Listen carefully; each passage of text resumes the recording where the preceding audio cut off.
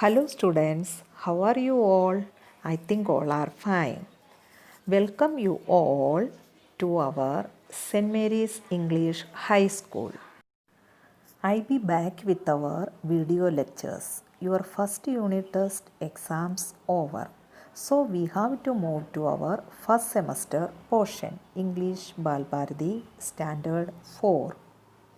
Today's our topic is time for everything. Students, do you know what is time? Time means the duration in which all things happen. Time is the most important aspect in all our lives. Everyone has to respect and understand the importance of time. Learn to enjoy every minute of your life. The student should go to school on time. Yes, be punctual. If they will be on time when there is no chance to get punishment and always will be impressive for teachers. Okay, students, understood some things about the timing? Time will not wait for us. Now let's recite the poem Unit 2 Time for Everything. There is a time to run and a time to walk. There is a time for silence, a time for talk. There is a time for work and a time for play. There is a time for sleep at the close of day. There is a time for everything you do, for children and for grown-ups too. A time to stand up and a time to sit, but see that the time and actions fit. Now, my dear children, let me explain this poem to you. The first line, there is a time to run and a time to walk. Now, for example, if you are taking part in a running race and at the blow of a whistle, what will you do? Surely you will run. So, this is the time to run and you need to run. So, there is a time to run. And next line, and a time to walk. For example, you are in a class and teacher is asking you to walk down the corridor in a straight line. What will you do? You will of course walk in a straight line. So that is how we say that it is the line to walk. It's the right time to walk. The next line says, there is a time for silence.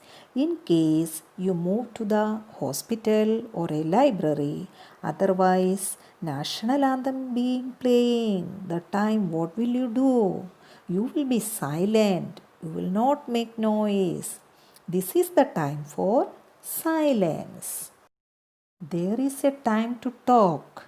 Now your teacher asks you a question. You will surely answer.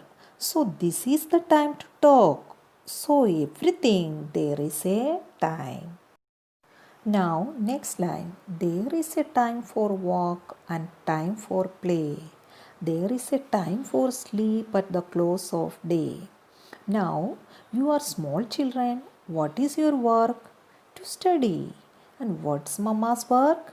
To cook. So there is a time to work. There is a time to play. If you work at the right time, everything will be right. And a time for play. If you finish your work on time, you can play at the right time.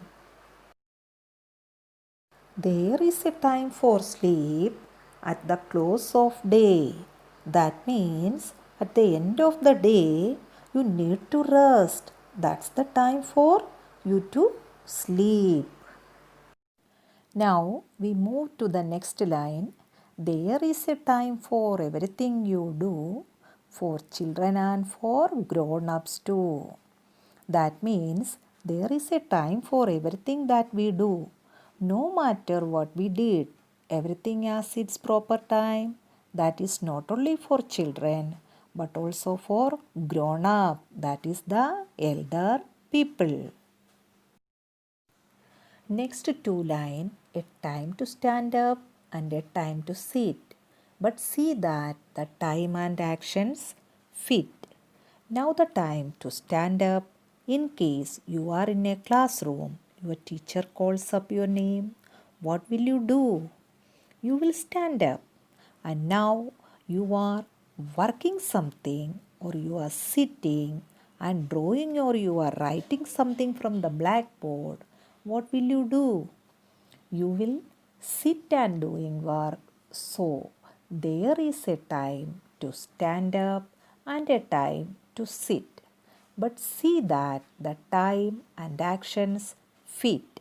That means you do everything at the right time. Every action has the proper time. Here we come to the end of the poem. In this poem, the poet tells us that there is a time for everything. There is a time when we should run and when we should walk, when we should keep silent and when we should talk, when we should work and when we should play. The time for sleep is at the end of the day. For children as well as for adults, there should be a time for everything that we do.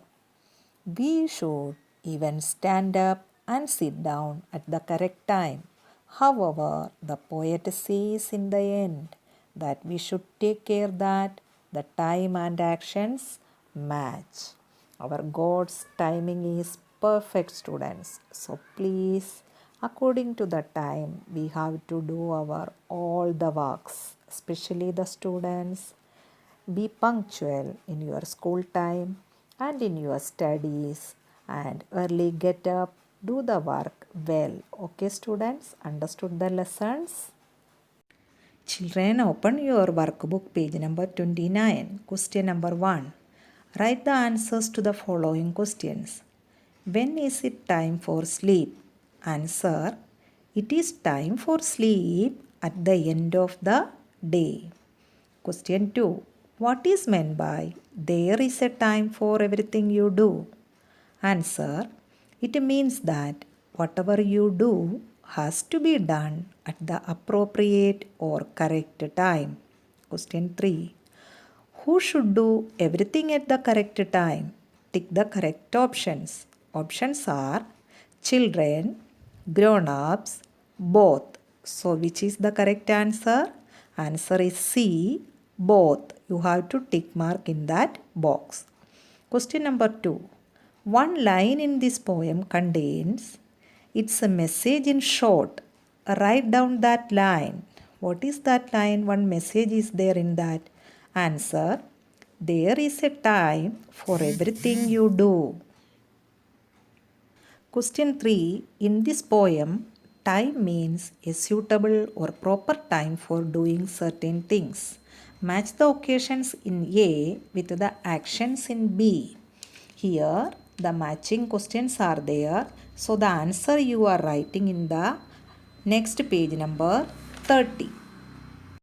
See students, in matching question number 1, A side you have to see. First one, when you have to catch your opponents in a game of tag. So select the answer which is right. Time to run. Now move to the second question. When you are on a crowded street, what to do? Time to walk. That is the answer. Question 3. When somebody has asked you a question, what to do? You have to talk, right? So answer it is time to talk. Question 4. When you are in a library or hospital, there what to do, students?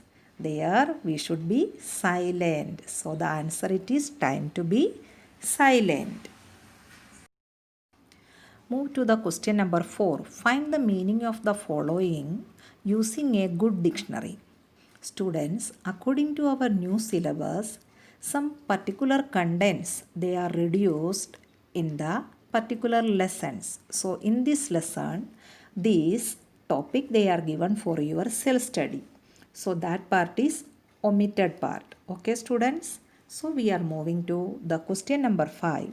Pick out the rhyming pairs of words from the poem. So you know the poem in each line. See here the first line and second line. The rhyming word it is walk and talk. Move to the third line and fourth. There it is play and day. Next fifth and sixth line do and to. And the last two line sit and fit. These are the rhyming words from this poem. These rhyming words are very important. You have to study nicely. Okay students, clear this lesson everybody.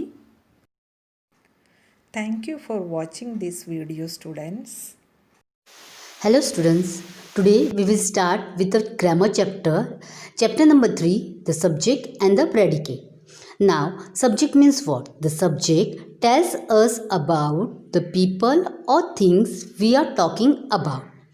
The predicate tells us about what the subject is doing.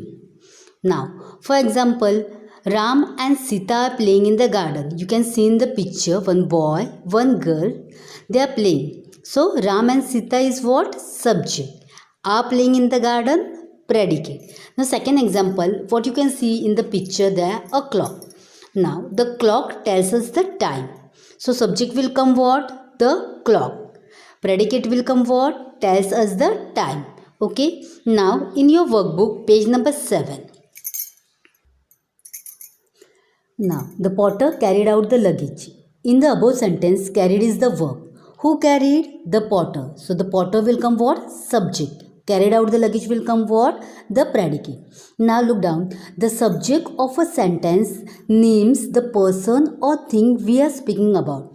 The subject usually is a noun group. The question who or what before the verb gives us the subject of a sentence. Now here in the first example I told you who carried the potter. So we are asking the question, that is a subject.